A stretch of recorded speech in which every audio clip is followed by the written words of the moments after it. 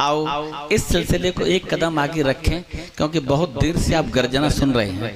कुछ देर के लिए रस परिवर्तन करके आपको एक अलग प्रकार का आनंद देने की कोशिश की जाए। अच्छा, हमने एक ऐसा हाथी बुलाया भी है। हाँ, अब वो झूमेगा, इधर उधर घूमेगा, पर आदमी जितना खतरनाक है संतान उससे ज्यादा खतरनाक है। उदाहरण सच दे रहा हूँ, आप ताली बजा के उसे बुला लेना। एक बार मुझे मौका मिला देवेंद्र वैष्णव के जाने का सर, और दुर्भाग्य देखिए जिससे मैं टकराया। मैंने इस बच्चे से पूछा, मैंने कहा भाई मुझे देवेंद्र वैष्णव के घर जाना, तो उसने जो पता दिया वो आप पहली बार सुनेंगे।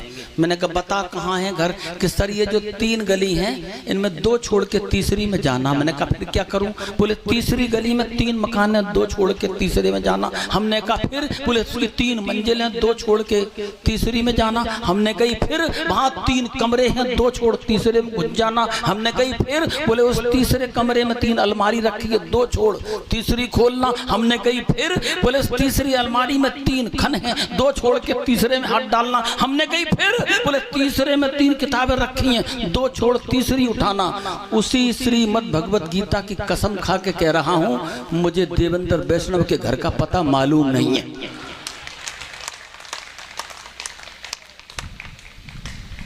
इतने खतरनाक मोहल्ले से बंदा आया है। अब उसे बर्दाश्त करने के लिए आपको मन बनाना पड़ेगा। जब मैं और आगे बढ़ा, फिर मैंने अगले बच्चे से पूछा, मैंने कहा बेटा देवेंद्र वैष्णव का घर यही है? बोले हाँ। मैंने कहा पिताजी कहाँ हैं? बोले कौन से वाले?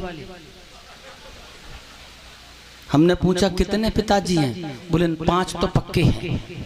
मैंने कहा तेरे 5? बोले घबराओ नहीं, गिनती कराएंगे तो तुम्हारे 6 निकलेंगे। अब अगर अनुमति दें तो मैं गिनती कराऊं? पहले ताली बजा के बताओ। बोले चाचा गिनती कराऊं? मैंने कि करा। बोले वो परम पिता परमात्मा सबका बाप है। हमने कही है। बोले आपके आदरणीय पिताजी? मैंने कहा वो भी हैं। तो बोले कितने हो गए? हमने कही 2 हो गए। बोले तीसरा बताऊं? मैंने कहा बता। बोले पत्नी के पिताजी से क्या कहते हो? मैंने कहा कहता तो पिताजी हूँ। बोले तो कितने हो गए? हमने कही 3। बोले चौथा बताऊं? मैंने कहा बता। कि वो राष्ट्रपिता महात्मा गांधी? वो पिताजी नहीं है? मैंने कहा है। मैंने कहा अगला बता। और अगले पर उसने कमाल कर दिया, बोला भाई साहब गैया अगर माँ है तो सांड कौन हुआ? मैंने कहा बता रहा तो छठवां बता, और छठवें पर जो कमाल हो जाए तो हाथ उठाना। बोले सर छठवां बताऊं? मैंने कहा बता। बोले अटक जाए तो गधे से भी पिताजी कहनी।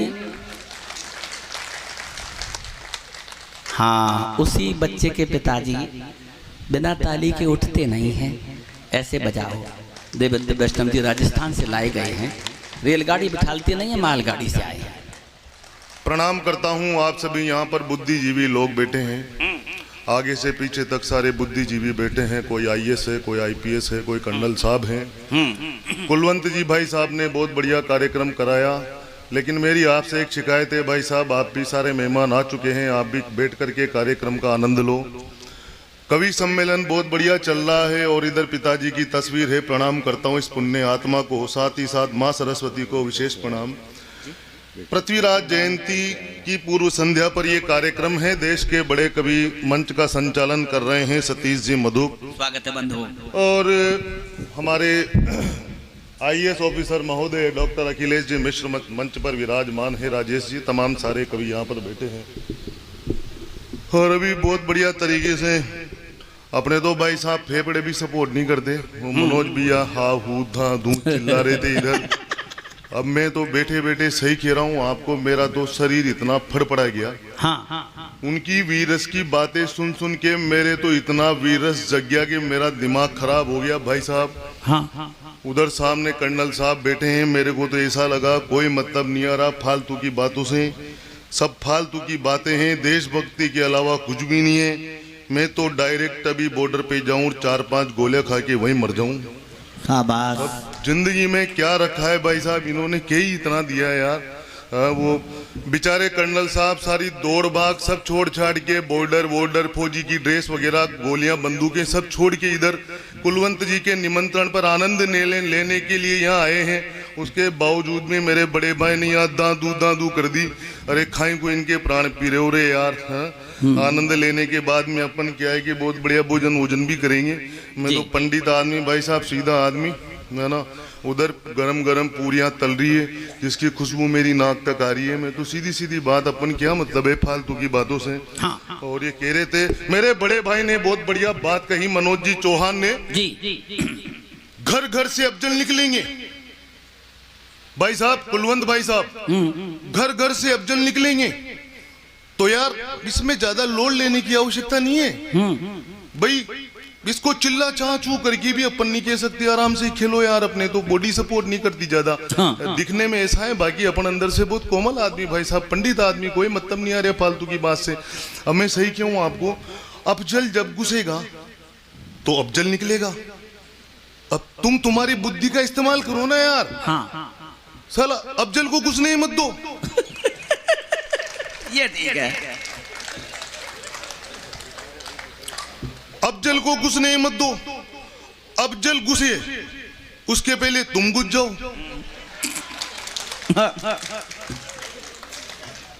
भाई अपन तो टेक्निक के आदमी, यहाँ टेक्निक से काम करते हैं।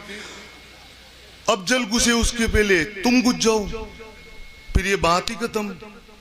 घर घर से अफजल निकलेंगे नहीं निकलेंगे, फिर निकलेंगे मांगीलाल, सीताराम, राधे श्याम। हाँ, बिल्कुल सही। ये ऐसे निकालो ना यार। हाँ, ऐसे निकालेंगे। ये मैं तो बहुत सीधा आदमी भाई साहब, पंडित आदमी। राजस्थान की धरती से चल करके इधर आया। डीआईजी साहब बैठे हैं, आपके पास में नेताजी बैठे हैं, जिनके गले में बहुत शानदार पट्टा डला हुआ है और बढ़िया कलरफुल लग रहे हैं आप। उससे भी प्यारी लग रही है मुझे आपके गले में जो सोने की चेन आपने पहन रखी है, हाथों में सोने की अंगूठियां हैं भाई साहब। मेरी नजर उसी जगह पे रहती है जहां पर माल होता है। फालतू की बातें क्यों करें अपन यार, अपन अपने काम की बात करो। अपन को छोरी छोरी पाल लें, क्या मतलब है। हाँ, और उस पास में कर्नल साहब भी बैठे हैं। दोस्तों, आप बड़े लोगों की उपस्थिति में एक बड़ी बात कहने जा रहा हूं मैं। ठीक है। देश के पहले कवि स्वागत भगवान श्री कृष्ण ने गीता के 18 अध्याय लिखे और अर्जुन को सुनाया। मैं आप लोगों से कह रहा हूं, ये जो भव्य आयोजन हुआ है ना, हमारे कुलवंत जी भाई साहब ने रखा है जी। कल कुछ भी नहीं है, जो भी है आज की रात है। भगवान श्री कृष्ण ने गीता में कहा है, क्या लेकर के आए थे, क्या लेकर के जाओगे। भाई साहब, आपके गले में जो सोने की चेन है, मुझ गरीब बामण को देके जाना है यार।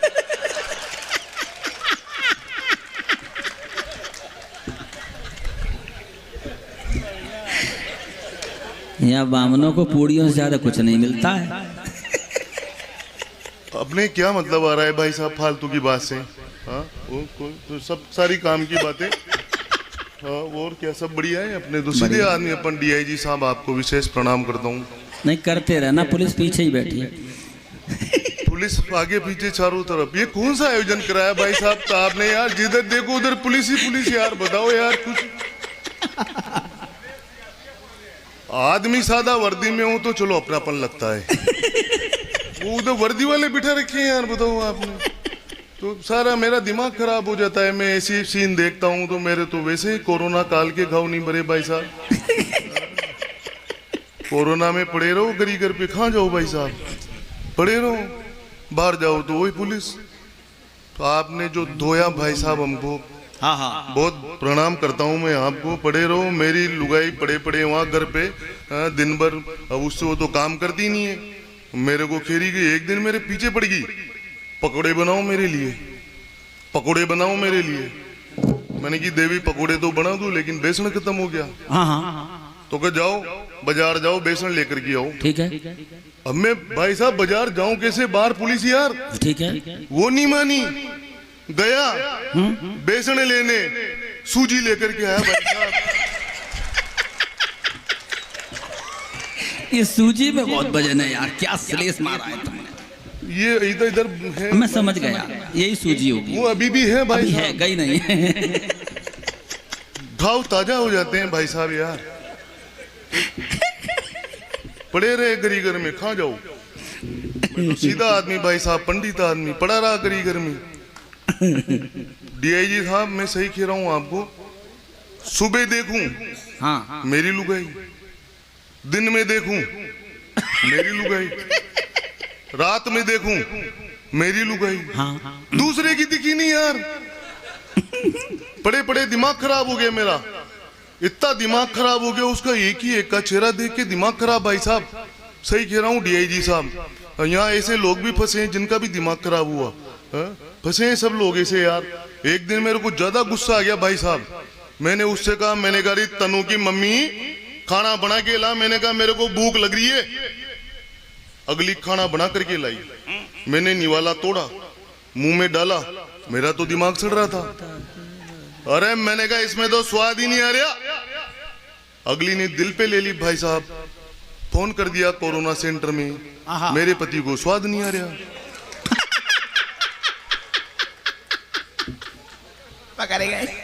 वो सही कह रहा हूं मैं आपको, डॉक्टर वाक्टर लोग आगे, पुलिस वाले आगे, भाई साहब मेरे को उठा के ले जाएंगे, क्वारंटाइन कर दिया मेरे को यार। वो तो ये डीआईजी साहब आ गए, इन्होंने पहचाना मेरे को। हाँ यही आए थे डीआईजी साहब आ गए, इन्होंने पहचाना कर, यार पंडित जी तुम इधर। अरे मैंने कहा इधर फंस गए, मैंने कहा भाई साहब यार, अरे कि ज्यादा दिमाग पे लोड मत दो। डॉक्टर को बुलाया, डॉक्टर ने पूछा, अरे कि पंडित जी तुम तो ज्यादा लोड मत दो, मैं तो ये बता दो पिछले 7 दिनों में तुम्हारे संपर्क में कौन कौन आया। पूरी ससुराल आई थी। अब मैं पंडित आदमी भाई साहब, मैंने दिमाग लगाया, मैंने कहा मेरी सासू, मेरा ससुरा, मेरी पत्नी, साले साड़ी सब लाओ, उनके छोटे छोटे बच्चे। मेरा 80 साल का दादी ससुरा खाट पे पड़ा था, 6 महीने से बीमार, उसका भी नाम ले दिया भाई साहब मिंदू। पड़े रहे क्वारंटाइन सेंटर में, पड़े रहो यार, क्या मतलब है फालतू की बातों से सब कुछ बढ़िया। तो मैं तो वैसे ही क्या है कि भाई साहब बहुत सीधा आदमी हूँ, बहुत राजस्थान की धरती से चलकर आप बड़े लोगों के बीच में आया हूँ, और पंडित आदमी हूँ, और मेरे खानदान का बहुत नाम चलता है भाई साहब उधर। यहाँ तो आप लोग सोच रहे होंगे कि ये तो एक कवि है, लेकिन ये देश के सारे बड़े कवि जानते हैं डीआईजी साहब, मैं बहुत बड़े खानदान का बहुत बड़ा व्यक्ति हूँ। आप भी बड़े हैं, खैर मैं ऐसे नहीं कह रहा आप छोटे हैं, आप भी बड़े हैं, पर मैं भी बहुत बड़े खानदान का बहुत बड़ा व्यक्ति हूँ। कुलवंत भाई साहब आप इस बात को ये मत सोचना कि छोटा मोटा आदमी बुला लिया अपन ने। मेरे गांव, मेरे आसपास के 50 गांवों में मेरे दादाजी का नाम चलता है भाई साहब, और मेरे दादाजी मेरे देश में बहुत बड़ी देवी हुई उसके परम भक्त हैं भाई साहब। अच्छा। देवी का नाम बताऊं क्या? आदरणीय सपना चौधरी, वो कुल देवी है हमारी भाई साहब। अच्छा। हाँ वो कुल देवी है। मेरे दादाजी तो बहुत बड़ी बड़ी समस्याओं का समाधान करने के लिए मेरे दादाजी को बुलाया जाता है। एक दिन मेरे दादाजी को बुलेट चलाने का शौक। अब मेरे इतनी उम्र के मेरे दादाजी, ये धोती पहन के बैठे हैं, ये बाबूजी बैठे हैं इधर, इतनी उम्र के, आपकी उम्र के मेरे दादाजी, मैं कुछ ज्यादा बड़ा थोड़ी हूँ। मेरे दादाजी को बुलेट चलाने का शौक। अब वो बुलेट लेके जा रहे थे तो उधर से धोती पहन करके एक बूढ़ा डोकरा आ रहा था। बूढ़ा डोकरा आप समझते हो, वृद्ध आदमी आ रहा था। तो मेरे दादाजी की जो बुलेट थी उसके लेग गार्ड में उसकी धोती उलझ गई। धोती उलझ गई तो धोती फट गई। अब वो डोकरे का दिमाग खराब, अरे यार तुमने मेरी धोती फाड़ दी, धोती के पैसे दो। तो मेरे दादाजी बड़े ईमानदार, बढ़िया ओजस्वी तेजस्वी आदमी, नाम चलता उनका, कहे यार फालतू की बातें मत करे, तेरी धोती कितने की? 300 रुपए की। ये ले 300 रुपए, काहे को मच कर रहा है? अब वो वृद्ध आदमी जाने लगा। मेरे दादाजी ने उसको पकड़ा कि यार देख अब फालतू की बात नहीं चलेगी, तेरी धोती 300 की, कहा तूने मांगे, कहा मैंने दिए, कहा तो धोती मेरी। अब अगले ने चड्डी नहीं पहन रखी। मेरे दादाजी को 600 देकर के गया भाई साहब। आदमी पैसा बचाए कि इज्जत यार। तो ये सही घटना थी भाई साहब, ये सही घटना थी। मैं बहुत सीधा आदमी, क्या मतलब आ रहा है फालतू। हाँ मैं तो बहुत, मेरे खानदान में डीआईजी साहब, मेरे खानदान में कोई भी भूख से नहीं मरा, सबके सब खा के मरी। बहुत सीधा खानदान मेरा, खैर कोई बात नहीं है। ये कह रहे थे अभी कि मोटा बैठा है और बुलाया हेर, उठाया हेर, उठा नहीं जा रहा। दद्दू को प्रणाम करता हूँ, सरस्वती माता के बड़े पुत्र यहाँ पर बैठे हुए हैं, और अब हम इन सबके छोटे भाई हैं, हम सारे ही छोटे भाई हैं। ये हमारे बड़े हैं, ये हमारे आसाराम बापू हैं। वो बड़े हैं भाई, अब वो निकल गया भाई साहब, बड़े आप हमारे डेरा प्रमुख हो, चलो ये भी गलत हो गया क्या? नहीं, मैंने इन महापुरुषों से कई बार कहा है कि छोटे छोटे बच्चों का मैं दादू भी बन सकता हूँ, हनी प्रीत मिल जाए तो मैं बापू भी बन सकता हूँ। अब हमारे बुजुर्गों के संस्कार देख लो आप, अब वो तो है ही ना, अब सारी बातें, खैर कोई दिक्कत वाली बात नहीं है। ये तो बहुत समझदार संचालक है भाई साहब।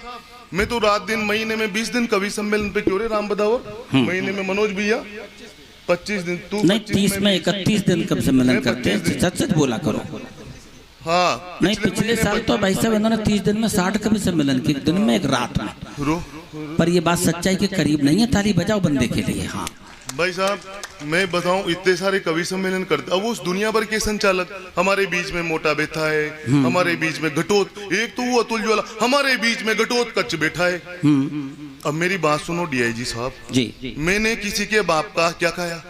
हाँ, मैंने जो भी खाया मेरे बाप का खाया। आप एक बात बताओ बाबूजी, आप बड़े लोगों की उपस्थिति में कह रहा हूं कि भगवान ने ऊपर से चेचिस सभी के एक जैसे ही भेजे, नीचे आने के बाद आदमी ने अपने अपने हिसाब से बॉडी बना ली यार। ठीक है। अब राम बदावर को देख लो, टेम्पू की बॉडी बना करके बैठा है, रोटी नहीं मिलती इसको। मनोज भैया को देखो, मिनी बस की बॉडी बना के बैठे, भूखा मर रहा है। मैंने 16 चक्का बना ली यार। हाँ, क्या क्या हो गया, मतलब सारी फालतू की बातें। अब मैं तो क्या बताऊं आपको, यहाँ आते हैं वो लोड वोड दे दिया मेरे को, अब लोड दे दिया। मैं तो वैसे भी भाई साहब सही कह रहा हूँ आपको, कभी सम्मेलन में अपनी व्यथा सुनाता फिरता हूँ, कहीं से मुझे ज्ञान मिल जाए तो मेरे भी जीवन का उद्धार हो। इस वजह से आप जैसे बड़े बड़े लोगों के बीच में आ जाते हैं यार कविता सुनाने, ताकि क्या है कि जीवन का, मैं मेरी लुगाई से परेशान, मेरी सासू से परेशान, अब वो मेरी पत्नी जबो जबी, पियर में चलो मेरे बाबूजी का फोन आ गया, पियर में चलो मेरे दादाजी का फोन आ गया। हाँ। अब जैसे ही मैं भाई साहब उसके पियर में जाऊं, यानी कि मेरे ससुराल में डीआईजी साहब, वहां जाते हैं मेरी सासू, जमाई जी फिर वही शर्ट पहन के आगे, फिर वही मोटरसाइकिल लेके आगे, बार बार एक ही एक शर्ट पहन के आते हो, एक ही एक मोटरसाइकिल लेके आते हो, सारे गांव वाले बातें करते हैं तुम्हारे जवाई जी के पास एक ही शर्ट है, एक ही मोटरसाइकिल है, तुम्हारी तो इज्जत नहीं है गांव में, हमारी इज्जत तो है, हमारी इज्जत का तो ध्यान रखो। अब क्या क्यों सासू माँ से दूसरी बार मेरा ससुराल जाना हुआ, हाँ, सासू माँ ने जैसे ही कहा कि जवाई जी, मेरे अंदर का राजस्थान जागा। मैंने सासू माँ को बोला, अच्छा, मैंने कहा मैं तुम्हारी इज्जत का ध्यान रखूं, तुम मेरी इज्जत का ध्यान मत रखो। अरे मैंने कहा तुम्हारे पास भी तो 3-3 छोरियां हैं, बार बार एक को ही क्यों बेच देते हो? भाई साहब मजा हो जा रहा हो तो दोनों हाथ उठाकर ताली बजा करके बताओ यार, मैं 2-5 मिनट आप लोगों के बीच में हूँ, पंडित आदमी हूँ, क्या मतलब आ रहा है? मेरी पत्नी को मैं क्यों, अरे मैंने कहा तनु की मम्मी कुलवंत भाई साहब, मैंने कहा खाना ही बना दे, अजी के मेरे तो हाथ दुख रहे हैं, मैंने कहा तू मेरे कपड़े धो दे, अजी के मेरी तो कमर दुख रही है। कर्नल साहब सही कह रहा हूं मैं आपको, आप होंगे कर्नल बाहर, लेकिन घर पे तो आप भी होंगे यार कर्नल बाहर, घर पे तो भाई साहब महारानी बेटी होम मिनिस्टर के सामने किसकी चलती है? डीआईजी हुई साहब, आप प्रणाम करता हूँ, मेरी बात का बुरा मत मानना, और बिल्कुल भी नहीं मानना, आप यहाँ के बहुत बढ़िया आदमी हैं, बहुत शानदार आदमी हैं। मैं तो कह देता हूँ ऐसी छोटी मोटी बातें चलती रहती है, मैं यहाँ से सही सुरक्षित घर जाना चाहता हूँ मेरे भाई साहब, और ये चाहता हूँ कि मेरे बाल बच्चे मेरे को पहचाने, है ना? तो बहुत बढ़िया है। ये भाई साहब आए हैं तो क्या कह रहा था मैं, वो सारी की सारी फालतू की बातें हैं, सब काम की बातें करते हैं। मेरे बड़े भैया 2 मिनट गाड़ी को बंद कर दो, ये सारे लोग उधर देखने लग गए, इधर देखो मेरी तरफ, पंडित इधर खड़ा है, मेरी दुकानदारी मत बिगाड़ो, क्या मतलब आ रहा है? डीआईजी साहब आप सभी लोगों को प्रणाम करता हूँ।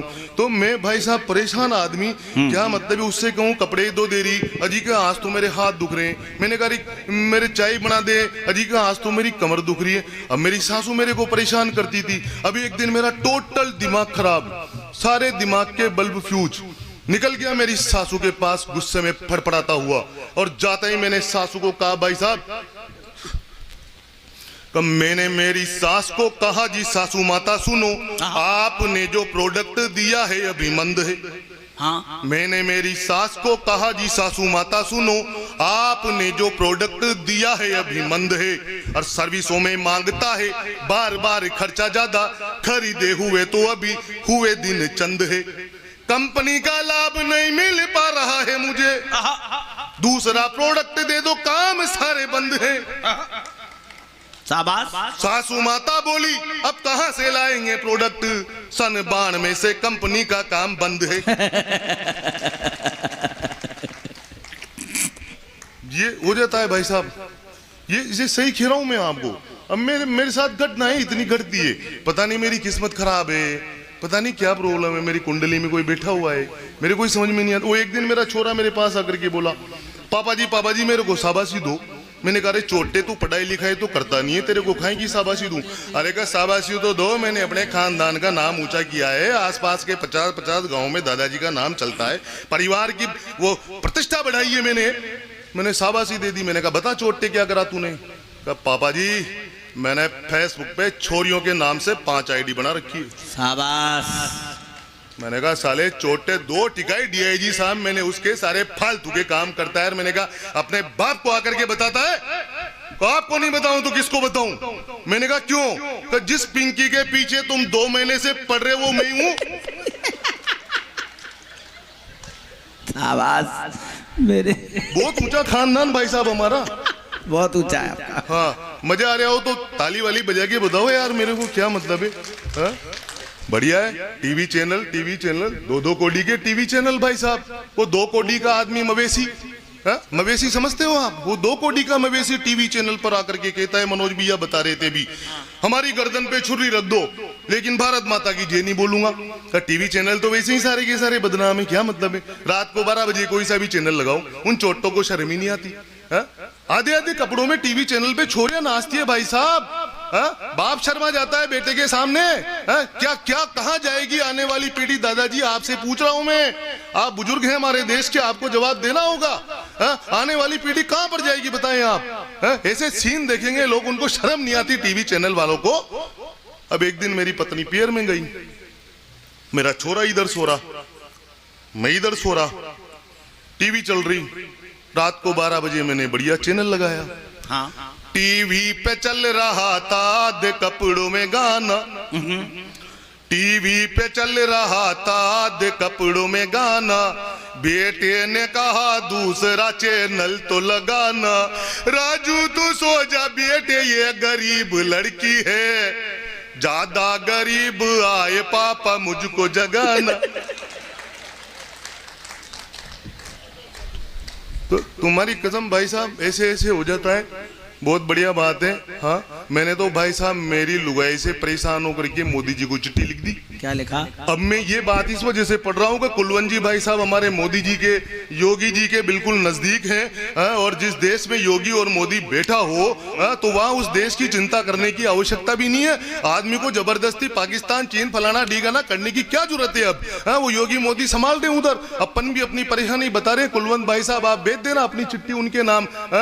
मोदी महाराज मेरी एक अर्जी तो सुनो, संसद में बिल एक पास करवाइए। कौन सा? मोदी महाराज मेरी एक अर्जी तो सुनो। ये सभी की तरफ से चिट्ठी लिखी है मैंने, आपकी तरफ से। अच्छी भी। हाँ, मोदी महाराज मेरी एक अर्जी तो सुनो, संसद में बिल एक पास करवाइए। और देश की जमादी जैसे व्यवस्थाएं सारी सुनो, वैसे ही घरों की भी समस्या सुलझाइए। सारे दिन काम कर हारे थके घर आते लड़ती है बीवियां, क्यों बात बतलाइए। और जैसे उप सरपंच उप मुख्यमंत्री है, उप पत्नी का भी कानून बनवाइए। शाबाश। बनेगा। कहना पड़ता है भाई साहब अपनी बात। सही भी कहा है। तो क्या कहें फिर यार? वहाँ वो 2 कोटी का आदमी टीवी चैनल पर आकर के कह गया, हर्ष भैया आपके होते हुए कह गया वो, मेरी गर्दन पर छुरी रख दो, भारत माता की जय नहीं बोलूंगा। मैंने निपटाया उसको 4 पंक्तियों में बावड़े को। आपके सामने कह रहा हूं मैं, सुनिएगा। और तालियां बजाओ तो ऐसी बजाना मेरे देशवासियों, ऐसी बजाना कि उस बकरुद्दीन मवेशी की गाल पे पड़े, तड़ा तड़ तड़ा तड़ तड़ा तड़, ऐसी तालियां बजाना है ना। कम मछली की आंख भेद पाए वो ही पार्थ होगा, चक्रव्यूह तोड़ने को अभिमन्यु बोलेगा। क्या बात है? मछली की आंख भेद पाए वो ही पार्थ होगा, और चक्रव्यूह तोड़ने को अभिमन्यु बोलेगा। भुजाओं में बल जिसके भी होगा हाथियों का, दुशासन की छाती के द्वार वो ही खोलेगा। सत्य की परख जिसको भी हुई आज तक, अश्वत्थामा हतोहत युधिष्ठिर ही बोलेगा। चार बाप वाले के तो वश में नहीं है बात, भारत माँ की जय तो एक बाप का ही बोलेगा। जय हो भारत माता की। साले बावड़े कहीं के चीनी। पिछले दिनों कर्नल साहब आपको विशेष प्रणाम करते हुए निवेदन करता हूं। हाँ। एक वीडियो वायरल हुआ। भाई साहब, आप सभी बुद्धिजीवी लोग यहाँ पर बैठे हैं, और बुद्धिजीवी वो होते हैं जिनकी बुद्धि में छोटे छोटे कीड़े पड़ जाते हैं। नहीं, ऐसा नहीं कहा, ऐसा जोनी बैरागी कहता है, मैं नहीं कहता, मैं अलग कहता हूँ। बुद्धिजीवी लोग वो होते हैं जिनके पास बहुत सारी बुद्धि होती है, और हम जैसे कवि आकर के आप लोगों को कविताएं सुनाते हैं। तो पिछले दिनों कर्नल साहब एक वीडियो वायरल हुआ। उस वीडियो में चाइना के फौजी भारत में घुसने का प्रयास कर रहे हैं। किस किसने देखा वो वीडियो? बताओ, हाथ ऊपर करके बताओ। हाँ, देखो देखो। हाँ, और अपने देश के डीआईजी साहब फौजी, अपने देश के फौजी ने हाथों में लठ ले रखे हैं और टपाटप सरका रहे हैं। ये वीडियो पिछले दिनों वायरल हुआ। वो साले चीनी क्या लड़ेंगे रे अपन से, बताओ आप। 2-2 कोड़ी के देश, वो चीनी देखो, उनकी लंबाई देखो बावड़ों की 4.5 फुट। ये लड़ेंगे अपन से। उनकी आंखें देखो बावड़ों की, इन्नी सी चीनियों की आंखें, जैसे अपने घर में कोई नया नया बच्चा पैदा हुआ हो। उनके नाम देखो पागलों के, इंगी मिंगी चिंगी पुंगी, पाटी पाटी लूंगी, ऐसे तो नाम है। ये लड़ेंगे क्या अपन से? क्या है 2 कोड़ी के लोग हिंदुस्तान को क्या समझते हैं ये? निपटारा उस चीन को 4 पंक्तियों में। तालियां बजाकर मुझे फिर बताइएगा। अभी नहीं, अभी मैं पढ़ने तो दो भाई, पढ़ने तो दो। एडवांस में पेमेंट खाए को कर रहे हो। हाँ। चीनियों की आंखें देखो शर्ट के बटन जैसी, मानो इंडिया में नवजात पैदा हुए हों। क्या बात है? चीनियों की आंखें देखो शर्ट के बटन जैसी, मानो इंडिया में नवजात पैदा हुए हों। और लंबाई में लगेंगे वो केवल 4.5 फीट, लगता है खेत में चने के झाड़ बोए हों। कभी ना मिलेंगे लंबू 6 फीट वाले वहां। अरे पूछ लेना उनसे जो कभी चीन गए हो।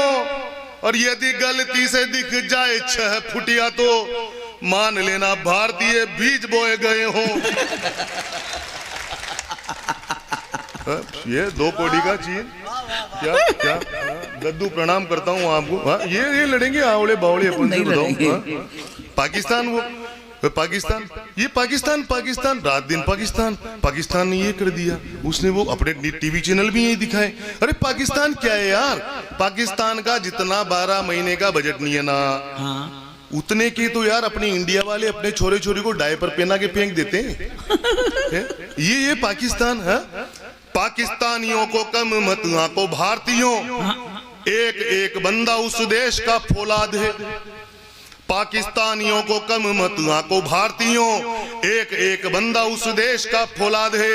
ना दबेगा ना डरेगा, जो भी करना है करो, मेरी मानो वहां बड़े से बड़ा जल्लाद है।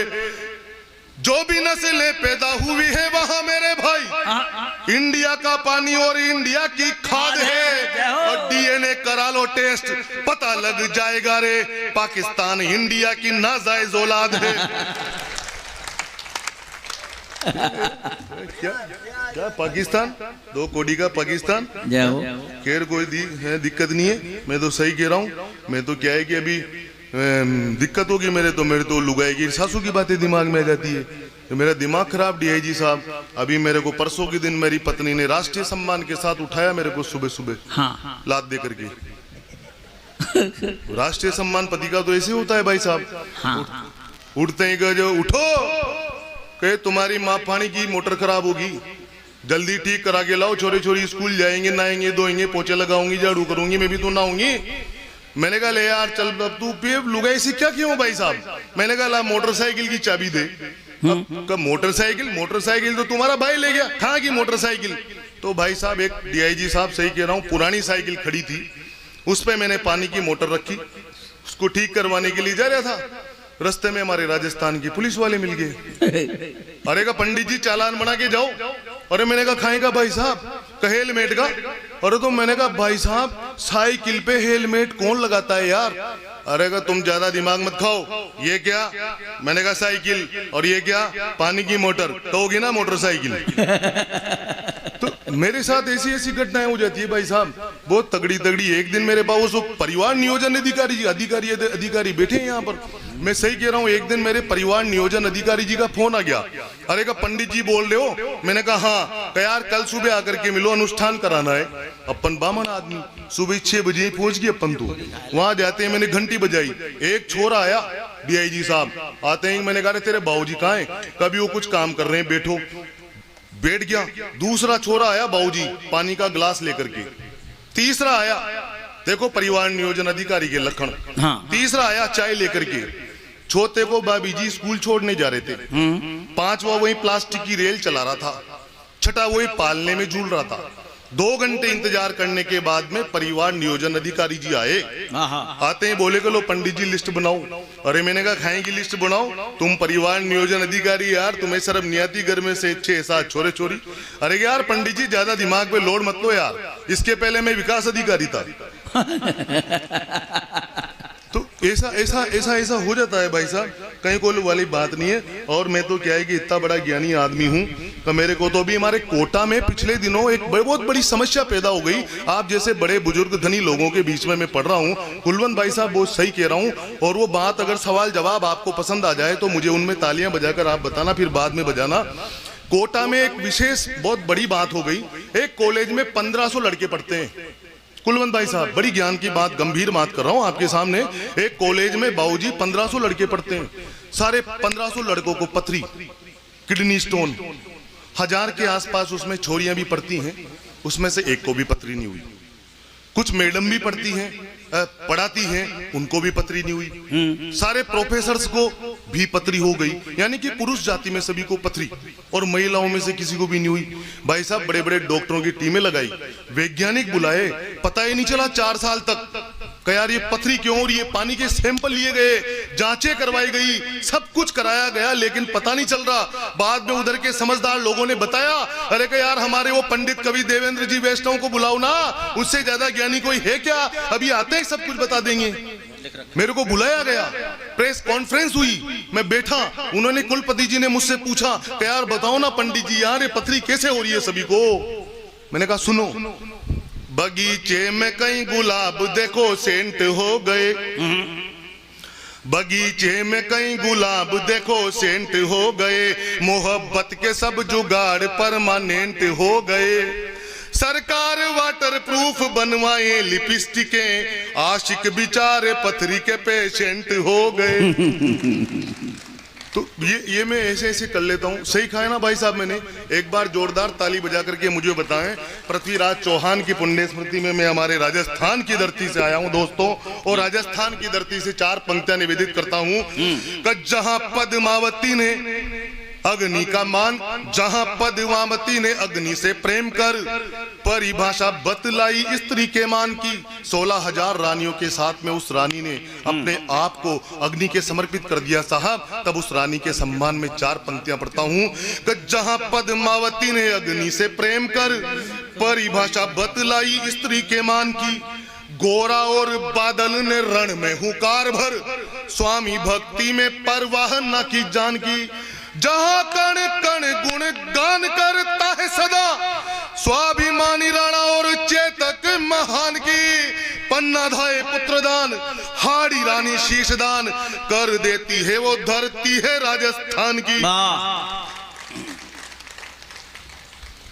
सीता का सतीत्व देख रावण का टूटा दम्भ, रंग उड़ गया था उस ज्ञानियों के ज्ञानी का।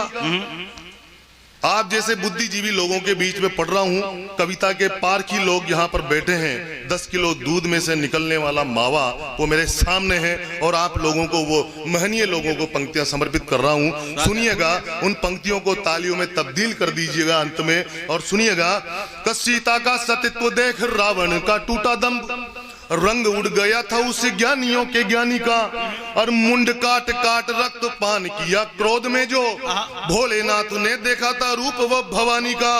मीराबाई मदर टेरेसा इंदिरा को जानो, इतिहास पढ़ो मर्दानी की जवानी का, और अंतरिक्ष चीर कल्पना ने ये बता दिया है, नहीं है जवाब दुनिया में हिंदुस्तानी का। एक बार घनघोर तालियां बजाएं उस अंतरिक्ष की महारानी के लिए। और मैं आपके बीच में एक लफ्फाजियां तो आपका बेटा पूरी रात कर सकता है, रोज यही करते हैं, लेकिन इतने बड़े लोग जब यहाँ पर बैठे हो तो मेरा मन होगा कि अगर नारी अपने जीवन में नहीं होती तो क्या होता साहब। ना ये धरती माँ होती, ना हमारी माँ होती, ना बेटियां होती, ना प्यारी प्यारी हमारी पत्नियां होती, ना सालियां होती, कुछ भी नहीं होता भाई साहब नारी नहीं होती तो। और उस जब कन्या को, उस माँ दुर्गा की वो क्या कहते हैं छवि को जब गर्भ में ही मार दिया जाता है, और उसमें भागी कौन होता है? पत्नी और पति दोनों, नारी और पुरुष दोनों। तब में आप बड़े लोगों के बीच में, यहाँ पर महिलाएं तो नहीं हैं, लेकिन आप ये प्रश्न लेकर के जाना और उस प्रश्न को अपनी पत्नी को कहना, अपनी बहन को कहना, अपनी बेटी को कहना। मैं सुनाता हूं उनके सम्मान में 4 पंक्तियां, और अपने बेटियों को याद कर लेना उस समय पर। सुनिएगा भाई साहब, प्रणाम करता हूं आपको। कब बेटी से करी जो नफरत भ्रूण हत्या कर, नारी तूने नारी का ही सर्वनाश किया है। बेटी से करी जो नफरत भ्रूण हत्या कर, नारी तूने नारी का ही सर्वनाश किया है। और देश में पूजी जाती है वीरता वीरांगना की, झांसी महारानी की कथा का नाश किया है। अरे जहां पर होती पूजा नारियों की देश में, तो वहीं पर देवी देवता का वास होता है। और ब्रिजबाला राधे रानी भी तो एक नारी थी, अभी भी श्याम राधिका का प्रेम रास होता है। दान की करूँ तो बात, कन्यादान महादान, इसी से ही मिलती है बैकुंठ की सीढ़ियां। अपन अपनी बेटी की शादी कर देते हैं साहब, और उस घर को संभालने में पूरी जिंदगी लगा देती है, जिस घर में उसके नाम की एक तख्ती भी नहीं होती। उस बेटी के सम्मान में तालियां बजा दीजिए आप। दान की करूँ तो बात, कन्यादान महादान, इसी से ही मिलती है बैकुंठ की सीढ़ियां। और बेटी से ही लाड़ प्यार, बेटी परिवार सारा, बेटी से ही तैरती है 7-7 पीढ़ियां। तब बेटी से ही घर बार, बेटी लक्ष्मी पार्वती वंश की परंपरा को आगे बढ़वाएगी। मरती रही जो गर्भ में ही ऐसे बेटियां, तो बेटा तो पैदा करेगी, बहू कैसे लाएगी। बहुत अच्छे। कब बच जाए भ्रूण बेटी का, तो यदि कोई यहाँ करे मजदूरी सारी जिंदगी भवन में, और जिम्मेदारियों के बोझ तानों के इनाम मिले, आहुति में जलती दहेज के हवन में। कब बेटी को पढ़ाना होगा, नारी को जगाना होगा, वरना काली कोप के शिकार बन जाओगे। और व्यथा नहीं समझी जो बेटियों के मन की, तो स्वर्ग में नहीं रहोगे, नरक में जाओगे। स्वर्ग में तालियां बड़ी कीजिए आपकी। और मैं अपना स्थान लेने की कोशिश करता हूँ। काम हो गया हो तो मुझे आप इंडिकेट कर दें। हाँ, तो मैं अब स्थान लेता हूँ मेरा, लेकिन मेरा मन है कि पृथ्वीराज जी चौहान यहाँ पर हैं, और मैं कल उनकी जयंती है जो भी है, मैं 4 पंक्तियां उनके सम्मान में पढ़ दूं अगर आपकी इजाजत हो। मैं बड़ा लोकतांत्रिक कवि हूँ, मैं बड़ा लोकतांत्रिक कवि हूँ, जबरदस्ती नहीं फैलूंगा साहब। आप एक बार मुझे ताली बजा करके बताएं तो मैं पढ़ दूंगा। सुनिएगा, मैं एक ऐसे गीत की 4 पंक्तियां आप लोगों के बीच में सुना देता हूं, जिस गीत पर 5 करोड़ से ज्यादा व्यू मेरे पेज पर मिले साहब। उस गीत को जब मैंने पहले टोंक राजस्थान में पहली बार पढ़ा, मुझे पता नहीं था माँ सरस्वती ने क्या लिखवा दिया, क्या आया जो भी आया। बाकी उसका एक मैं 4 पंक्तियां में उसकी वहां से उठा करके बीच में से और आप लोगों के बीच में बोलता हूं। सुनिएगा, 2 बड़े किरदार हुए राजस्थान में, पृथ्वीराज चौहान और महाराणा प्रताप। महाराणा प्रताप वो किरदार हुआ साहब जिसने अकबर की अधीनता को स्वीकार नहीं किया, चाहे अपने बालकों को, अपने बच्चों को हरे घास की रोटियां खाने पर मजबूर कर दिया। जब अन्न नहीं हुआ करता था वहां पर साहब जंगल में मारे मारे फिरते थे अपनी स्वाधीनता की रक्षा के लिए। तब आप बड़े लोगों की उपस्थिति में कहता हूं, उसका बालक, महाराणा प्रताप का बालक अमर सिंह, उसके हाथ में घास की रोटी थी। और राजस्थान के बड़े कवि ने कहीं पर लिखा कि हरिया घासरी रोटी न जद बन बिलाओडो ले बाग्यो, हरिया घासरी रोटी न जद बन बिलाओडो ले बाग्यो, नन्नो सो अमरियो उछल पड़ियो, राणा रो सोयो दुख जाग्यो, राणा रो सोयो दुख जाग्यो। उस बड़े स्वाभिमानी के लिए एक बार ताली उठा दीजिए। और इस गीत की मैं 4 पंक्तियां महाराणा प्रताप के नाम और 4 पंक्तियां मैं पृथ्वीराज जी चौहान के नाम पढ़ देता हूं, सुनिएगा। और इस गीत को बड़ी तालियों के साथ सुना जाता है, मन करे तो बजाते रहना ताल के साथ। सुनिएगा, प्रणाम करता हूं मैं इनको मेरे दिल से, मेरे मन से। अकबर को धूल चटाई थी, 1 2 3 तालियां भी बजाते रहो। अकबर को धूल चटाई थी, राणा ने कसम निभाई थी, तालियां बजाते रहें।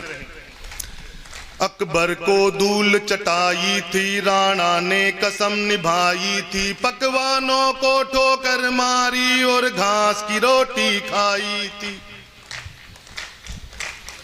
और घास की रोटी खाई थी। उस इंकलाब की जय बोलो, भोले का डमरू बन डोलो, राणा प्रताप को याद करो, भारत माता की जय बोलो। मातरम वंदे मातरम, मातरम वंदे मातरम। कंडल साहब यहाँ पर बैठे हैं, देश की पुलिस यहाँ पर बैठी है, आप सब बड़े लोग यहाँ पर बैठे हैं, देश के जागरूक लोग यहाँ पर बैठे हैं। अगर ये पंक्तियां कहीं ना कहीं अच्छी लगी हो तो आप चाहते हो आगे सुनना, तो एक बार मुझे ताली बजाकर बता दें, मैं इनको आगे सुना दूंगा। पन्ना ने पुत्र दिया कटवा, पन्ना ने पुत्र दिया कटवा, पद्मावत ने भी प्राण दिए। पन्ना ने पुत्र दिया कटवा, पद्मावत ने भी प्राण दिए। गौरी को भेद गया पर, गौरी को भेद गया पृथ्वी, बरदाई ने परमाण दिए, बरदाई ने परमाण दिए। राजपूत लोगों की उपस्थिति में पढ़ रहा हूं साहब। रजपूत शान की जय बोलो, रजपूत शान की जय बोलो, उस शब्द बाण की जय बोलो, गोरी मिट्टी में मिला दिया, भारत माता की जय बोलो। मातरम वंदे मातरम, तालियां जोरदार बजाइए सर। मातरम वंदे मातरम, मातरम वंदे मातरम। परछाई देखी खिलजी ने पद्मावत की, वो डोल गया। परछाई देखी खिलजी ने पद्मावत की, वो डोल गया। तुम करो युद्ध की तैयारी, वो 2 कोड़ी का बोल गया, वो 2 कोड़ी का बोल गया।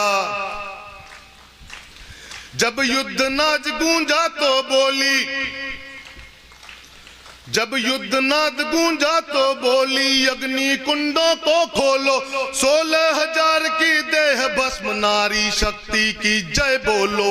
मातरम वंदे मातरम, मातरम वंदे मातरम, मातरम वंदे मातरम। जिन्ना और प्यादों ने मिलकर शतरंज का साज सजाया था। अंतिम पंक्तियां इस गीत की, और मुझे विदाई की तालियां देना। जिन्ना और प्यादों ने मिलकर शतरंज का साज सजाया था, औकात नहीं थी नंगों की, फिर भी एक मुल्क बसाया था।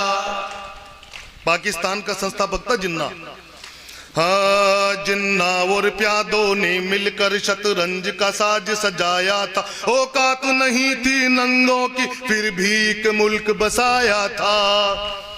गांठे बंटवारे की खोलो, हिंदू मुस्लिम मिलकर बोलो, 36 कौमों का नारा है, ये हिंदुस्तान हमारा है। मातरम वंदे मातरम, मातरम वंदे मातरम।